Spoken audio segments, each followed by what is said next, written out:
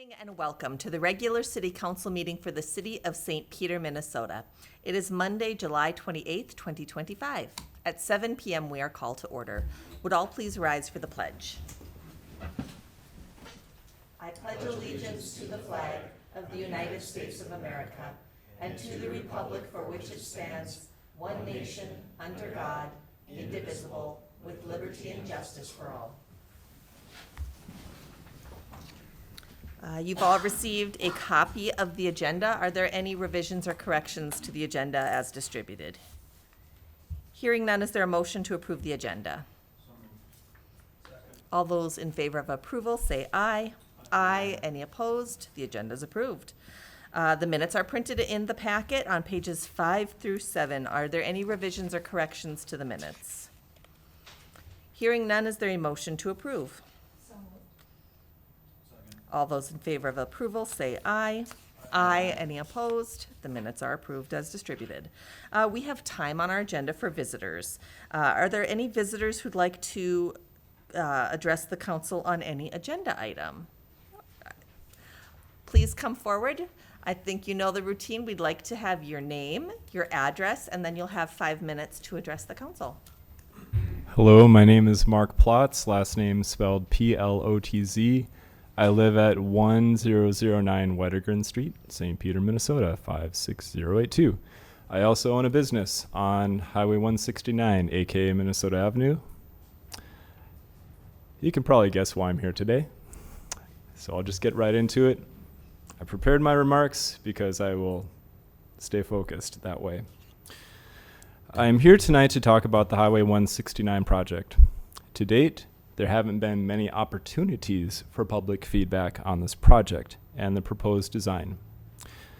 By the time the open house happens this fall, I think in October, the project will be at final design. Okay, so when you put your public comment period once the design has already been decided, I guess the question is, what's the point of showing up? Okay. There have been other opportunities. I think the last one was in 2022. And at that point, the project was bundled with 6 others. And the thing that was most pressing on people's minds was the 169-2299 intersection. So I don't think at that point the project got enough attention and comment. So I suppose we could count the council work sessions where you are briefed by MnDOT on this project as an opportunity for public feedback. But as I hear about what happened at those, I guess my question is, does it feel like you've been heard, and has the project changed as a result? Back to my remarks. Hopefully the open house and comment period will be enough to alter the trajectory of this project.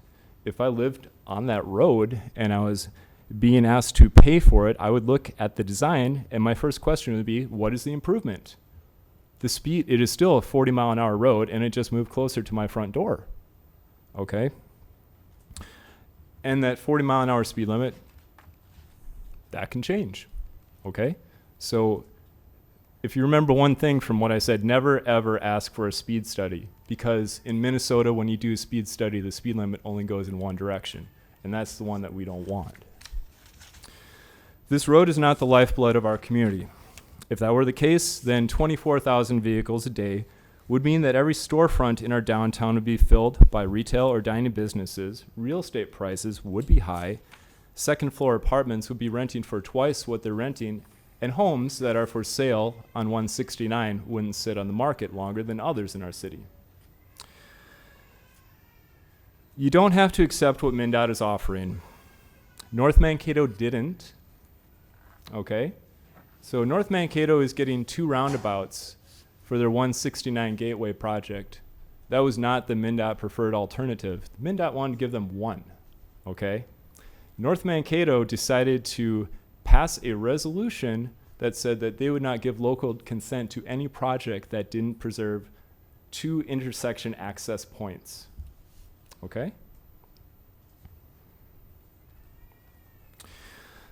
Once the project is completed, that road won't be touched for another 30 years, right? I'm going to be a very old man by that point. So it behooves us to take our time and get the design right. And because I know that I'm being recorded right now, I will conclude with this. Bypass. Thank you. Thanks, Mark.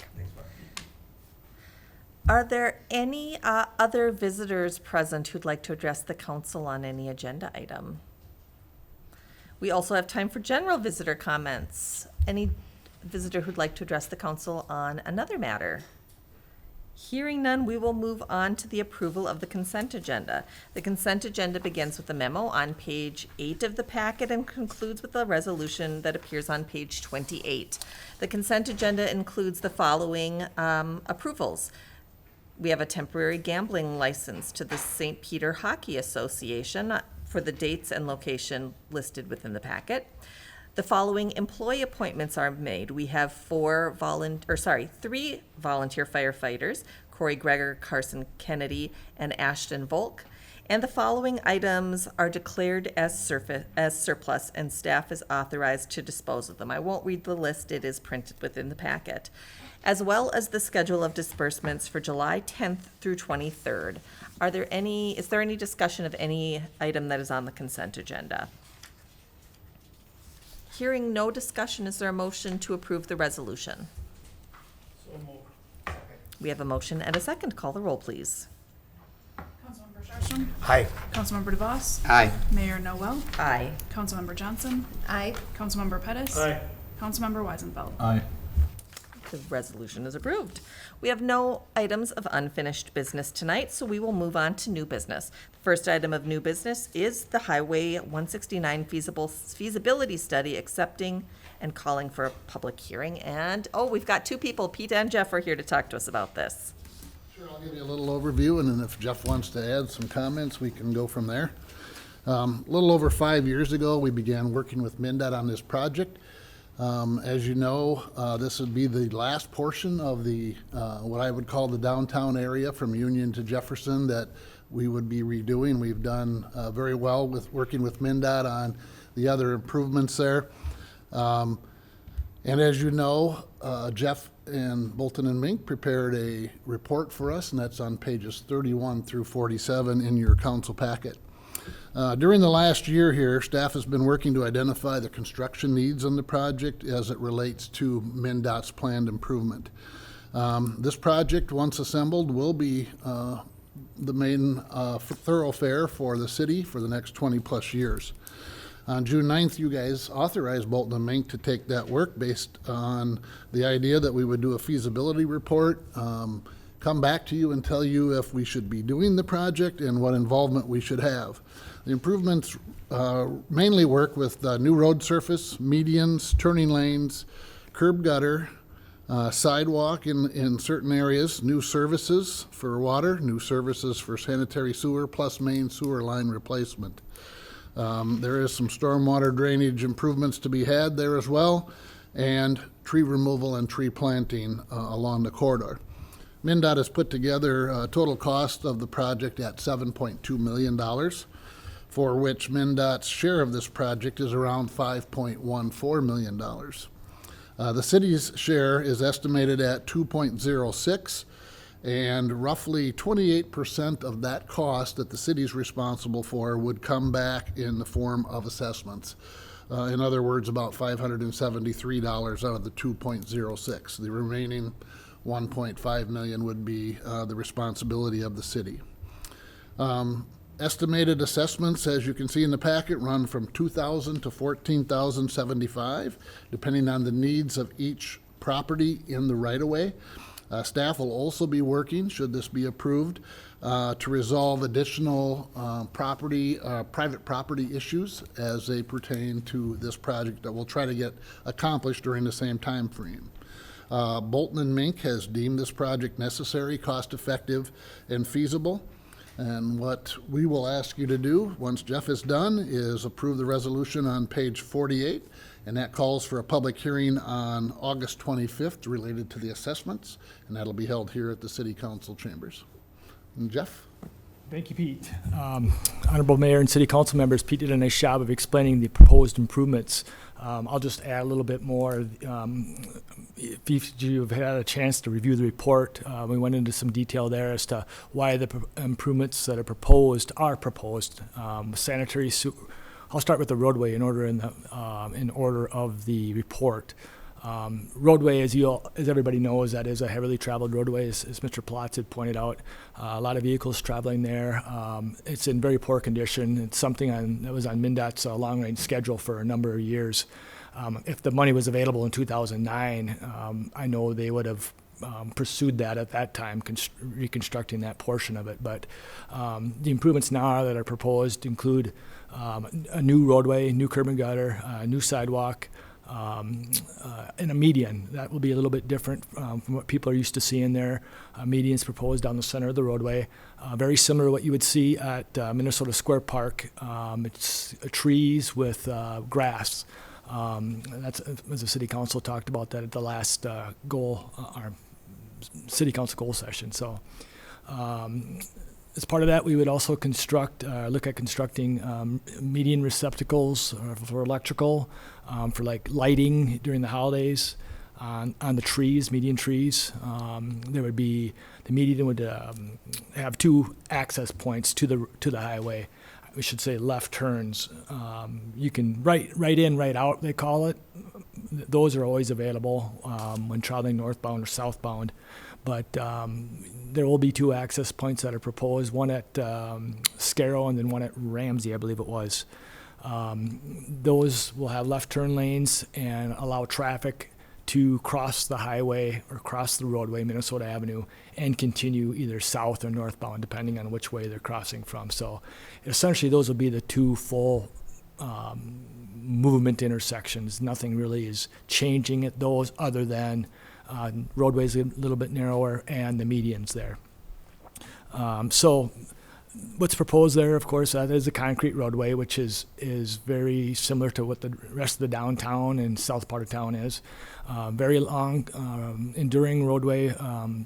If you can build it out of concrete, that's what you should do. It just lasts a lot longer, and there's a lot less maintenance involved. For the utility improvements that are proposed, as Pete noted, sanitary sewer services are proposed to be replaced, and the sanitary sewer mains are proposed to be replaced. Sanitary sewer mains are vitrified clay pipe.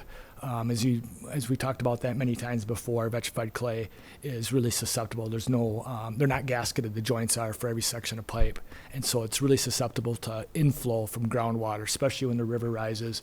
We see a lot more inflow, a lot more water that's being treated at the wastewater treatment plant simply because of that. And it's additional cost to the city and its taxpayers. So it's important to remove that if you can, and that's why new PVC mains are proposed in the roadway, and then also new PVC service pipe are proposed up to the right-of-way line to connect to the existing services. Same with the water main. Pete noted that the water main had been replaced in 2009, so that is in good shape. Not proposed to do any improvements with the water main at all, other than replacing any non-compliant services. About 1/4 of the services are compliant, meaning they're 1-inch copper already. Those that are non-compliant are either 3/4 inch and a short piece of copper pipe, but they're not 1 inch all the way up to the right-of-way line. A lot of those services are old, also part of the original. It's been a long time, but they've been there a while. So curb stops aren't necessarily operational, and those are the valves that control the water to the property. So those are proposed to be replaced for the non-compliant properties along the route. And then storm serve is prorated based on the drainage. The city will have a share of that. That's based on the split of what portion the city drains to the storm sewer system versus what portion the MnDOT right away or Minnesota Avenue drains to the storm sewer system. So overall costs, Pete noted, there are about a $7.2 million project, and sanitary sewer and water main are in the neighborhood of $424,000, $359,000 respectively. Storm sewer is about $557,000. That would be a prorated between the city and MnDOT. And street median, MnDOT has a plan to pay for the roadway improvements, all the concrete roadway, some sidewalk, and then also the median, all the turf in the median and that sort of thing, median curb and gutter, concrete, that sort. That's a big part of the project. That's about $4.6 million. There's about $396,000 in other concrete walk improvements along the corridor. Unlike this project, they're proposing to replace all the concrete walk along that whole corridor. That's my understanding. So, lighting, there's about $355,000 worth of lighting that is proposed, and I'll get to that in a second. But all these costs that we've got that I'm talking about right now, that are city responsibility, other than the sanitary sewer and water main, would be MSA eligible, meaning municipal state aid eligible. That's additional money that the city has and can utilize if they so choose. So the lighting, boulevard trees, median trees, about 118,000, median electric receptacles, about 124,000, and then the irrigation system in the median for watering the turf, about 248,000. Altogether, about $7.2 million. Assessments were prepared, and there's an assessment roll in the back of the packet. That's based on the city assessment policy and the rates that this city council establishes every year. At the beginning of every year, 2025, the rates were $8,050 per property and $2,000 each for sanitary sewer and water service. So altogether, there's 40 or 50 properties along there, and it's broken out as to what their proposed assessment would be. The next steps would be, if the city council chooses to move ahead, the next steps would be to call for or accept the feasibility report and then call for an improvement hearing. The improvement hearing would allow residents, property owners to come in and speak to the council regarding the proposed project, the proposed assessments. And we do plan, like we have in other assessment projects, we do plan to have an informational meeting prior to that meeting for residents to come in and talk about the project with us ahead of time. So with that, that's 53 residents or individual properties are on the assessment roll. Questions that we can answer? Are the meeting for residents, is that already scheduled? we had tentatively set that for August 19th, I believe it is. Okay. We'll So send them a letter, yes. Sure, they'll all get Identifies that. individual contacts. Yep. Okay. Additional questions, or Dustin? So you had said at the beginning that it would be 2 to 14,000, but if it's going to be 8,050 for the property, and 2,000 for the water, and 2,000 for the sanitary, I mean, that's going to be $12,000 for every household. They are all impacted the same, you are correct, but some only need water service, or they may not be on Minnesota Avenue, they may be adjacent to Minnesota Avenue, and that was the only place to get water at a previous project, so they will pay a portion of the cost to make improvements. I mean, anytime we're doing assessments, we are asking a burden on the homeowners to come up with that money. This is for a road many would argue it's not the road that they use, it's the road people use to get through St. Peter. Carrie?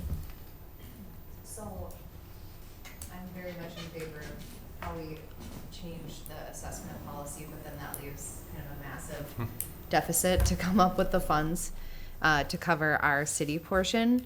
I understand that municipal state aid funds would be eligible, but when would we have to start thinking about budgeting or adjusting rates potentially in our enterprise funds to cover this? We haven't put together the final financing package for that. Really what we're looking at today is to gather more information to see if the council is interested in having us move forward. Based on the report from Bolton and Mink, it does seem feasible, so we'd like to proceed with that process so that we can start looking into the details and put a package together. This doesn't authorize the project by any means, it just allows us to move to the next step. By doing the assessment role, we in essence make this project a bondable project. We can sell debt to finance this project. If we don't do the assessments, we gotta come up with the cash. Correct. By doing this, you can put the mortgage on and sell debt probably against your MSA system to pay it off over 10, whatever, 5, 10, 15 years, whatever we Right. choose to do. But if we don't assess, then we lose that ability to basically sell the debt. So this is there so we can meet the requirements of 429, so we can do the bonding. Yes. No, I was gonna echo a little bit what Daryl said. Our goal would be certainly to have the financing mechanism figured out by that time. There are a number of avenues which you can pursue, again, assuming you have some assessment level with the project that allows it to be assessed under the Minnesota statute. Certainly, you could use cash from your enterprise funds, water and sewer, to help supplement that. And so there's a couple of different ways that we can look at it, but there is a balance that would be necessary based on the total and final cost. Yes, my question is, I know this is one step in the process, but Yeah. when do we really start to look at the financing? You'll start Sounds seeing like- more of that work here as we get into the middle of August. But Okay. the vast majority of what is not, the staff's recommendation so far has been, we'll use MSA for everything that we can use MSA dollars for. So those are dollars that are allocated through the state of Minnesota based on a calculation and what we have in place. Then we would go to debt issuance.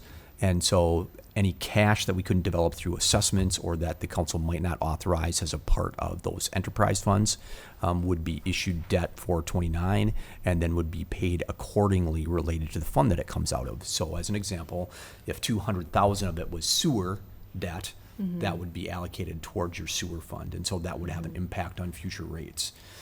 You have budgets that are set through the end of 2026. We would anticipate that this project likely comes into construction in 2027. So we're really talking rate impact that would occur in 2028, more than likely. I would guess in the second half of 2028. It could be the first half, but likely in the second half of 2028. So that'll be something that we discuss as a part of that 2-year budget cycle. For those enterprise funds, that would be the 27 year and the 28 year, because we are already in the first year of a 2-year budget cycle, Right. 2025 and 2026. And so then it's 27 and 28. Thank you. Daryl and then Brad. There's no, the sewer costs that we're assessing is for individual services. There's no assessment for the trunk sewer down the center of the road, is there? It's included in the sewer cost. Oh, it is, okay. Yeah. A lot of sewer cost is gonna come out of our enterprise fund. Correct. 8-inch or whatever, 10-inch main that goes down the middle of the road, we paid for a majority out of your enterprise fund. Most of these assessments are just your connection to the main sewer, to the curb Right. stop, to your, and then from there to the house is yours. A sewer assessment is set at $2,000, and that includes whatever work we need to do, and that's determined by staff and our engineer. Yeah, and the reality is, even though it's a large sum of money, $2,000 doesn't cover a private service line. And so however it gets categorized, it's a relatively small amount compared to the overall cost of providing that service within that location. I think there's also a comparative value here that, I don't know how to, I do know how to calculate it, but I think it's important that people understand. The comparative value is that if that work doesn't happen when DOT is paying to redo the road, then that individual property owner is responsible for digging into the roadway, repairing the line, and then repairing the road. And there's a much more substantial cost involved in that, into the $20,000 or $30,000 range, probably in today's marketplace to make that happen. So this is, even though no one likes assessments, this is a very cost-effective time to ensure that water and sewer services are done appropriately and well for the next decades. If not, the risk is very high from a cost perspective. Yeah. So I am in favor of accepting the feasibility study. This is part of moving the assessment process forward. To address Mr. Platz's concerns that he raised earlier, I have concerns I've raised in the meetings regarding the speed as well as lack of what I think adequate traffic controls. But that will be addressed. But at this point, we're not doing either municipal consent or a resolution of support as has been proposed in this situation. So that's why at this point I'm in favor of accepting the feasibility study, and we will address at a later time either resolution of support or municipal consent. So. Additional questions? Hearing nothing further, the let's see, let me get on the right page. Let's see, the resolution, I'm still not on the right page. Thank you. Oh, 48, I'm going too far ahead. Trying to get us to provide city assistance for Mayor, Rock members, Bend. normally I help and say the resolution in front of you is on page 48. That's normally what Well, I do. usually I'm working ahead. I thought there'd be more discussion, but the resolution receiving feasibility report and calling hearing on improvement for the 2027 Minnesota Avenue improvements, Chestnut Street to Union Street, is on page 48, as we well know. Is there a motion to approve? So moved. Second. We have a motion and a second. Call the roll, please. Councilmember DeVos, Aye.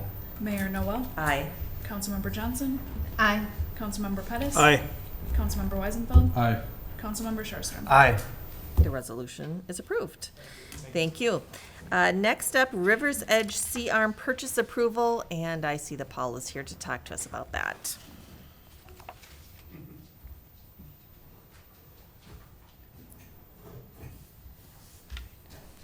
Mayor, Council. Tonight I am coming with the request to purchase a C-arm. Did the pictures make it in? Yes.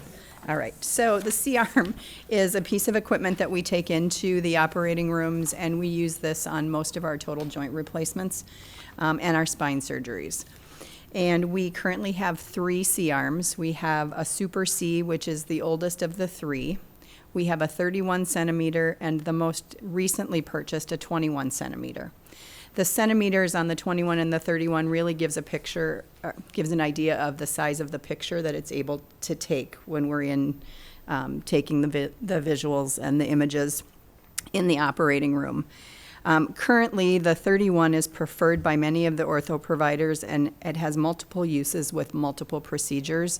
So it is required for any anterior hip procedure that's done, which is an approach from the front side versus the side on a hip replacement. I'll give you all my head, shoulders, knees, and toes. And the 21 centimeter doesn't have a big enough view to be able to grab that anterior hip. We are able to use the 21 centimeter on some of Dr. Jones's spine cases, but many of them are also requiring the use of the 31 centimeter. Right now, we have the Super C, which is, again, the oldest one that we have that is not preferred. The picture isn't quite as good as the newer equipment, so that one is sitting, we're calling it a little bit of a stepchild, kind of sitting in the corner and not being used. And so as we looked at new equipment and what we can do to make the scheduling easier and to get our patients so that we can have the right equipment in the room without having scheduling conflicts. Our current Super C is worth about $15,000 in the Blue Book world of medical equipment. GE, which is the company that we've looked at, the vendor that we've looked at for the new 31, which would match a 31 that we have already, has told us that they would give us a $49,000 trade-in for the Super C to put towards the purchase of a new 31 centimeter. That would make the final price of a new 31 centimeter C-arm $132,775. The hospital and the hospital commission has recommended the purchase of the 31 centimeter C-arm and the trade-in of the Super C. We would use our cash to make the purchase, which would leave us with still about half of the money that we've set aside for our capital purchases for the rest of the year. Thanks, Paula. Any questions, or any of our hospital commission members have anything to add? All right. Hearing no discussion, the resolution approving purchase of OEC Elite CFD 31 centimeter digital mobile Ergo C-arm ESP with OEC touch for Rivers Edge Hospital and Clinic appears on page 51 of the packet. Is there a motion to approve? So moved. Second. We have a motion and a second. Call the roll, please. Mayor Noel. Aye. Councilmember Johnson. Aye. Councilmember Pettis. Aye. Councilmember Weisenfeld. Aye. Councilmember Sharstrom. Aye. Councilmember DeVos. Aye. The resolution is approved. Thank you. Moving on to new licenses. Mayor members, the information starts on page 52 within your packet. Just as a reminder of your policy and practice is that new licenses fall underneath new agenda items, and renewals are a part of your consent agenda. These all happen to be new licenses. The first is for Smithson Consulting, doing business as Tree and Turf Home Care for a tree worker's license. The second is Cavo LLC. They are looking for both an on-sale liquor license and Sunday liquor license, and this is for the restaurant that's located at the corner of Nassau and Minnesota Avenue. The third is Dylan Smith on behalf of Econo Shield Pest Control. This is a 6-month peddler's license, and as you know, we do the appropriate investigation with this. The last is for Benjamin Ramp, doing business as 10,000 Lakes Cannabis Company. This is slightly different in that it's a registration based on the state law for the retail sale of cannabis at 202 South Minnesota Avenue.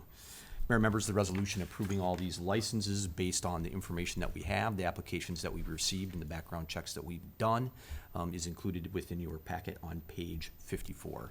Again, I'm happy to answer questions as best I can. Any questions for Todd?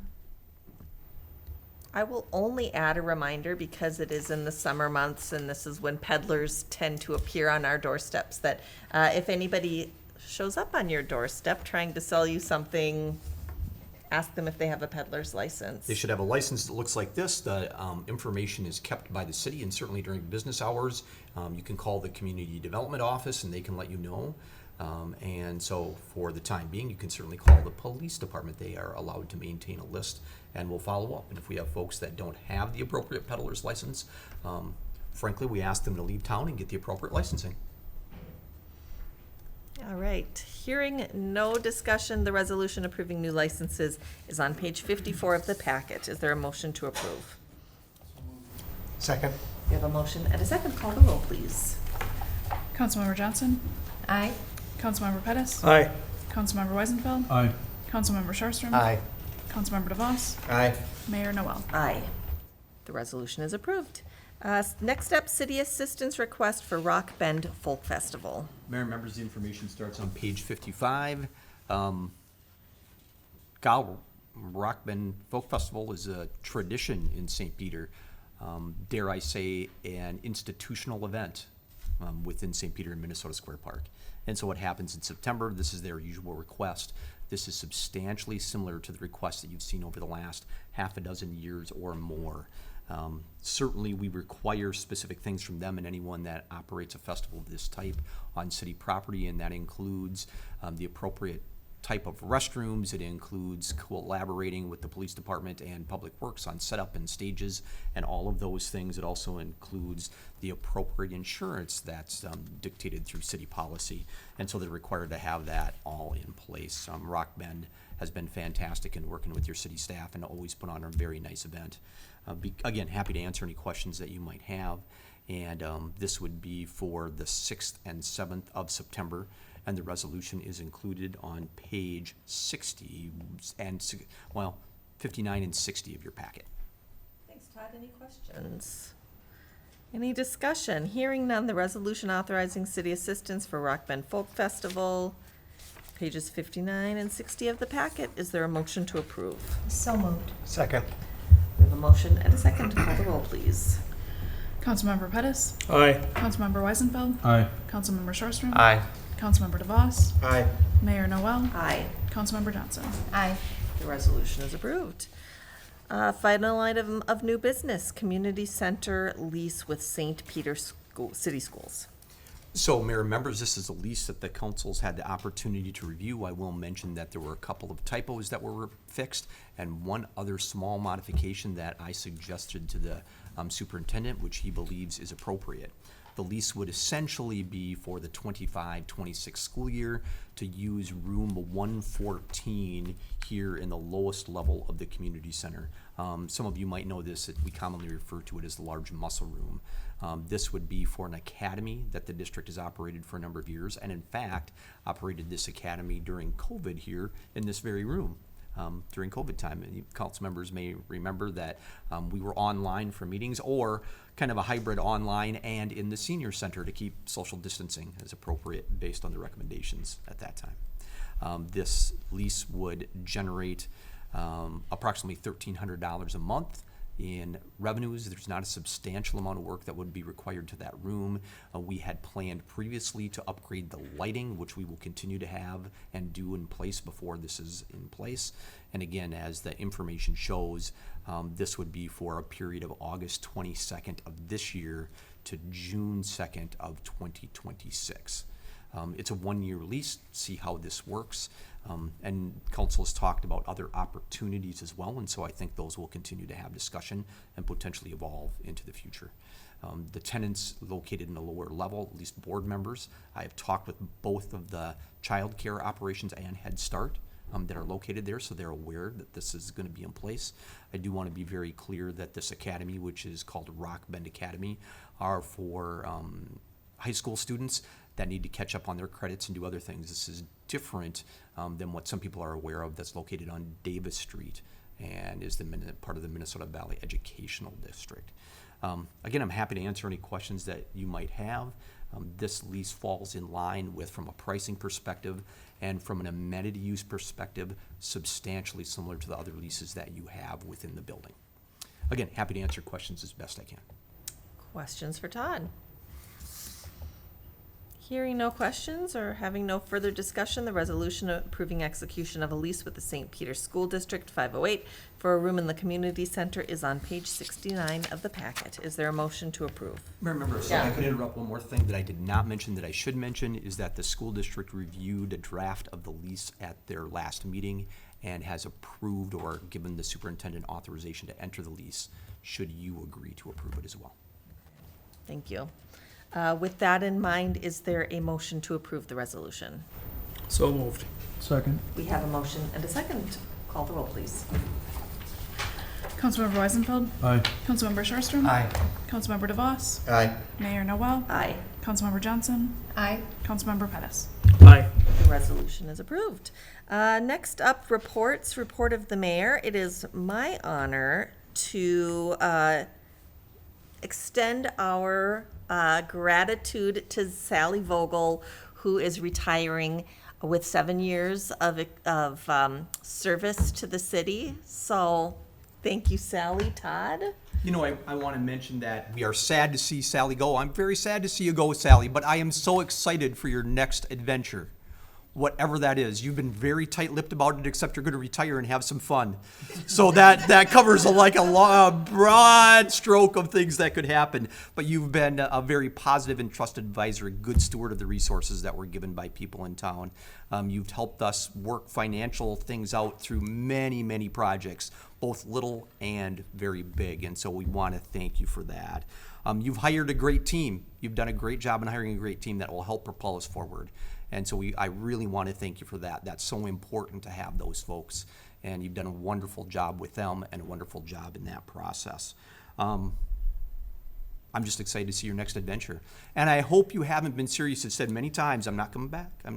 But I hope on occasion you'll stop by, even if it's just to pay your utility bill in town, Sally. We hope that you'll stop by. So I want to give her a hand for sure for all that service. So, I don't know, Sally, if you want to say a few words, you're sure welcome. That's what I figured, Sally. I appreciate that. But I thought I would offer. No, I'm good. Thank you. I've said plenty of words, but thank you for the support from the council and you, Todd, and the staff. It's been a great 7 years. Yeah. Well, if you are ever bored on a Monday evening, Sally, you are welcome to join us anytime.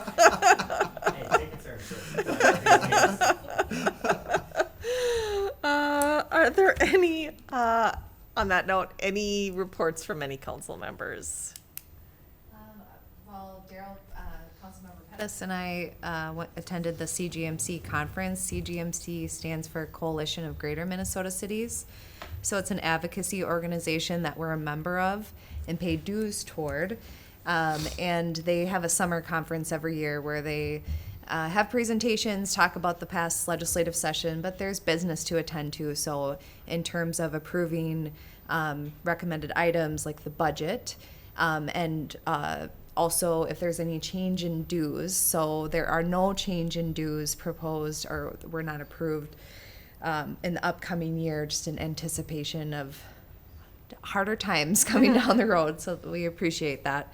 And then also election of officers, and I was honored to be installed as the president of the coalition for the upcoming year, and I'm really excited to be a part of the executive team in that way.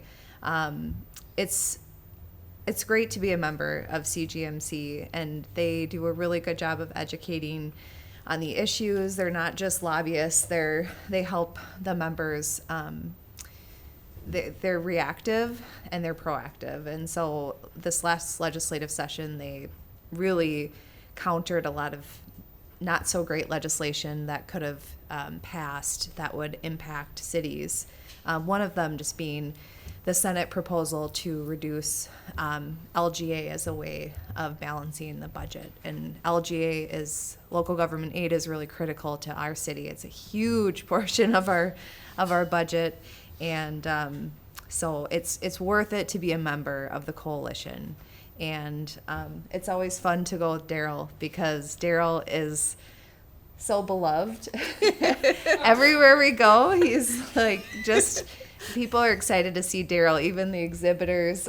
He's kind of famous. And so, but Daryl and I, we like to split up at the conference and network around, and but he's just wonderful to go to the conference with because he's very, very much admired for all the work he's done, not just with the city, but in all of his work with the counties and as an engineer as well. So, yeah, it was a great conference, and the next summer conference will be in New Ulm. Oh. So we'll have to show up for that one. Yes. It's local.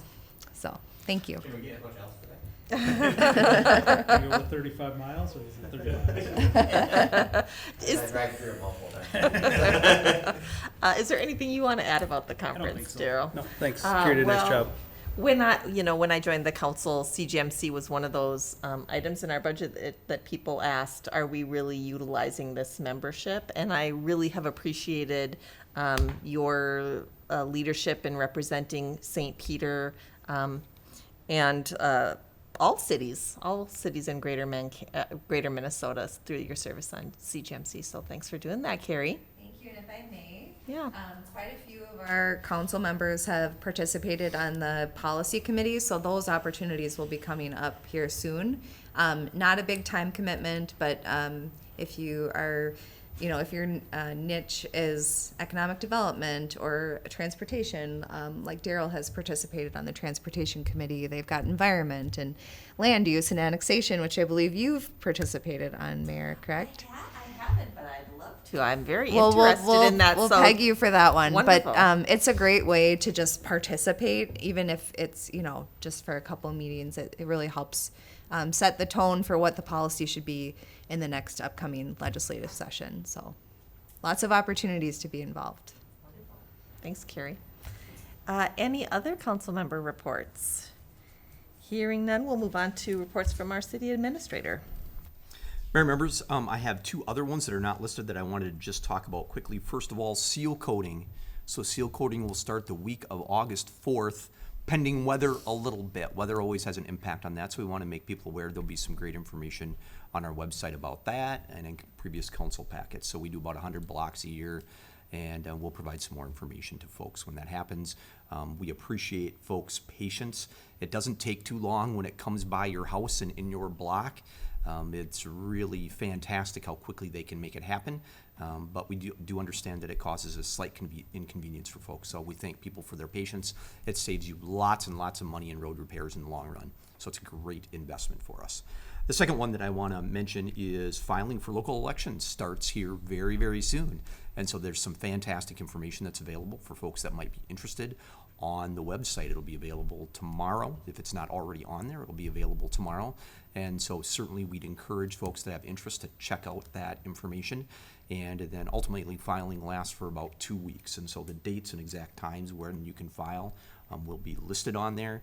And we encourage everybody who's interested in participating, whether it's at this level or volunteering on a board or commission, to let us know, and we'll be happy to visit more about what it takes and what your commitment is to that. Mayor members, that's all that I have, except for the request on the last page of your packet for a closed session. My hope is to discuss the potential transaction of real estate at 107 Nassau and 105 Brown Street.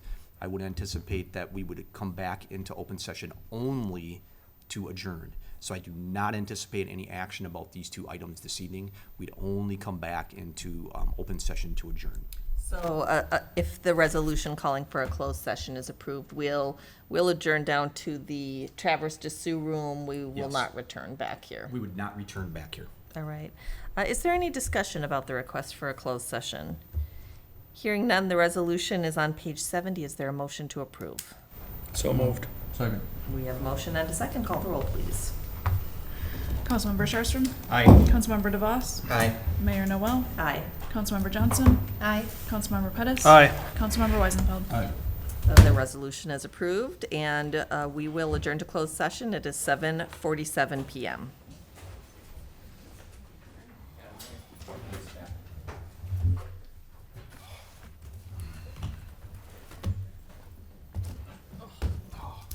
Forgot to mention I'll send you an email, but I forgot to mention that I won't be here. Well, I didn't know when Elliot was going back to school until. Oh, yeah. No, thank you for sending an email because it's like, I know. I mean, you say that now. Yeah.